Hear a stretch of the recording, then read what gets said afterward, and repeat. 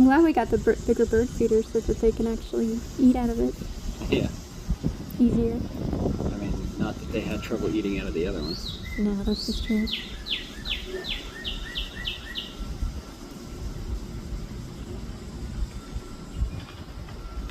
It's always fun to watch the little one, the younger one, Mm-hmm. sitting up in the tree and shaking her tail at the birds, like, "Hey, what are you doing at my seeds?" And the birds are just ignoring them.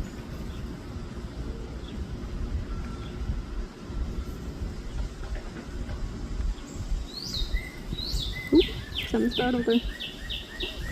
Now she's gonna eat. She's gonna eat faster now.